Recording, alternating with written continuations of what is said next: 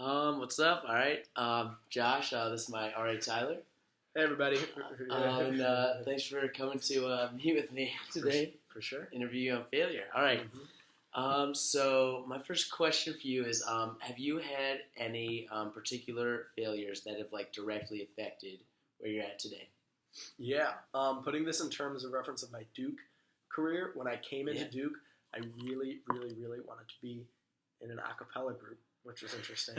And auditioned, got a few callbacks, but didn't end up getting in any a cappella groups, which was a bummer at the time.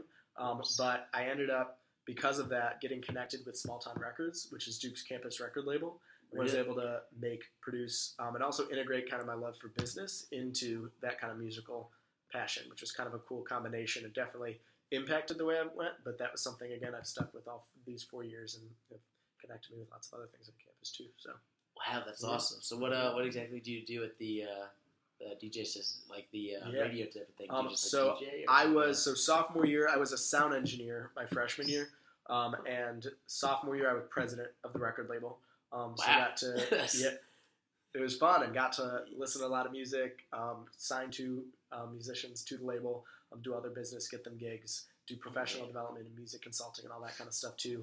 And that led to junior year doing consulting on the Viz Arts side. So Visual Arts is another Duke University Union committee. So that's the one who books gallery spaces on campus and everything. And then this final year, I'm the internal vice president. So I do other committee consultant and stuff for the arts organizations, which is pretty cool. Yeah, that's awesome, Tyler. Yeah. So, what is, coming off of that, I just want to know, like, what is the most important thing you've, like, learned through failure? I think it's all indefinite. The most important thing I learned through failure is you're only failing against putting, like, I think the most important thing is understanding what you're actually failing, because a lot of it's not necessarily like you. I think failure is only in relation to a specific standard that's already been set up, of that, like, the a cappella groups have like a set list of credentials that they're looking for rather than necessarily a different kind of, and if you rearrange that kind of meritocracy that you're lining up against, I think that's a good way for self-reflection and to find like what is really passionate for me, and then encourage you also to take failure and then turn that failure into something that you're in control of and you can make and you can create then. Right. It's kind of vague, but no, I like it. Yeah. Okay. All right. Sounds good. Good. So, next question coming off of that is, do you think there's a positive side to failing? Yeah. I think one of the most important things for me in my Duke career specifically was trying new things, and like sampling a bunch of things. And I think failure allows you to do that in a roundabout kind of way. And I think it also makes you good at putting yourself out there and giving like 100% to something, even when it necessarily won't catch you on the other side or reward you directly. Right. But teaches you to kind of find the internal satisfaction to your actions rather than looking for external validation. Right. Like validation through other people. Or your grades, awards, anything of the sort. Yeah. So really doing things that make you happy on the inside rather than what society or Duke is telling you is the quote-unquote right thing to do. Right. Yeah. Okay. So why do you think that people are so scared of failure? I think Duke, I think this nation sets up Ivy League and elite educations to, again, be like something we've worked for like our entire life, and it's the kind of the cultural protocol to tell you over and over and over again, this is how you succeed. This is if you do this, and you get this, and then you're supposedly going to feel validated, which a lot of us know. You come into Duke and that doesn't. Yeah, everyone has to rearrange that and everything. And I think, again, I think this system tells people you're only happy within these kind of confines, which I think is completely false. And I think there's actually an amazing TED Talk by one of my friends, Alok, who went to Stanford and did Stanford TED Talks and talked about the beauty in failing. And saying, like, if you're failing, you're actually doing things right because you're changing things and you're being creative and you're exercising, again, your independence and liberty kind of thing to break conventional notions of what success is, which we all know doesn't necessarily work for every single person. Right. Yeah, that's one thing I really noticed when I came here. I mean, basically, like, A's, high school, whatever, like, it was easy, and I come here, and I'm, like, working my butt off, and I get like C's or Yeah. C's, B's. Uh-huh. It's just like it's absurd. Yeah. I feel ya. So it's something. Yeah, really is something else. Mm-hmm. All right. So my next question is: do you ever avoid situations where there's a potential for like major failure?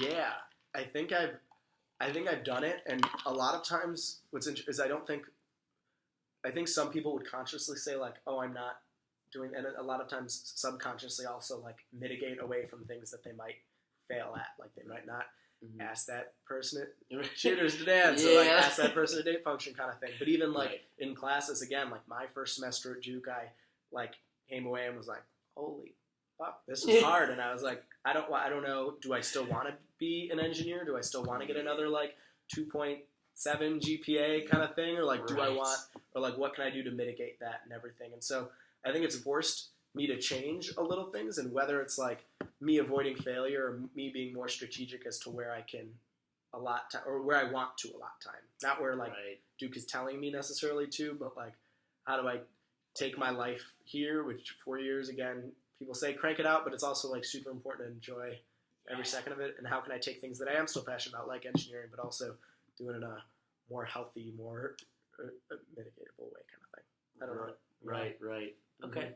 So I know that, sorry, this is a little off topic, but I know that you have a job next year with, is it BlackRock. BlackRock, didn't know if BlackRock, Blackstone.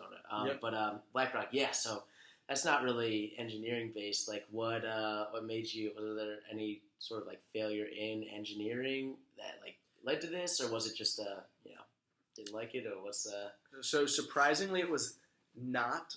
And I came into Duke into engineering, and I knew I did not necessarily want to be. I knew I was interested in building things and creativity and the mathy side of stuff, but I knew I wanted to go in like financial engineering in itself. I see. Which was interesting. So I actually wasn't. Okay. Yeah. So mitigate, but also like coming into Duke, it reconfirmed that I didn't necessarily want to do engineering. Which then questions like, why didn't you necessarily learn from that and take, or what was your purpose in doing engineering rather than to work in it, or because you enjoyed it? Which is another thing that I think about a lot. But yeah, definitely when interviewing with BlackRock, that was something they brought up, and I was very worried about like entering there. I was like, because I failed and I did poorly. My GPA wasn't the highest and all that kind of stuff. But like, and I was interested in a lot of things, but I was like, am I perfect for this job? Do I have like the stats credentials, all these things? But in the interview, they asked like, oh, we like that you've involved and you followed your passions in kind of small time records, artsy stuff, that you've traveled a little bit and followed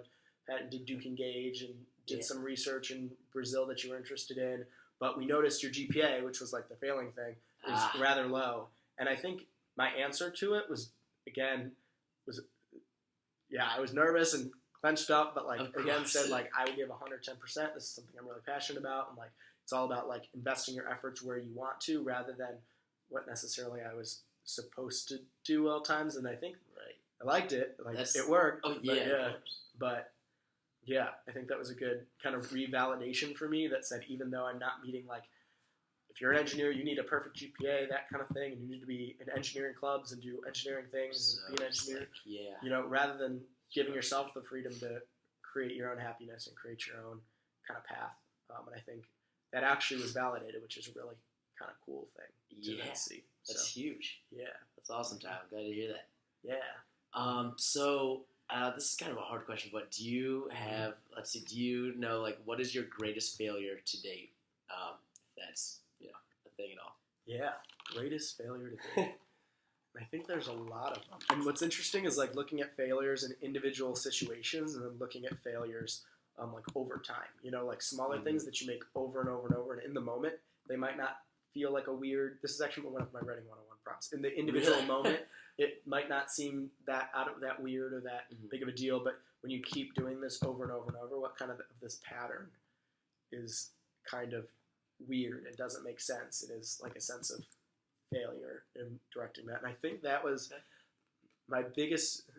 This is hopefully none of my engineers fail. And going back to the same thing, but I honestly think my biggest failure was not switching out of Pratt when I knew that I wasn't super passionate about any of the like engineering and stuff, and I knew it was interesting and it was something that would like challenge me, but I would have loved to have gotten exposed to things maybe like art history or like behavioral economics or things that I actually am more engaged with. Right. And I think my failure was not leaving and stuff, or not making a decision rather than making a decision to stay.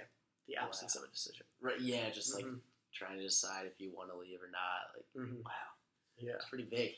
All Kinda right. deep. All right. I mean, Mhm. you ended up. You're here today. You're still. Yeah. Mhm. You're ready to go for next year. Also, a job, whatnot. Okay. Yeah. Mhm. All right. So, my next question coming off of that is, how do you usually move on from failures Mhm. when they happen? Yeah.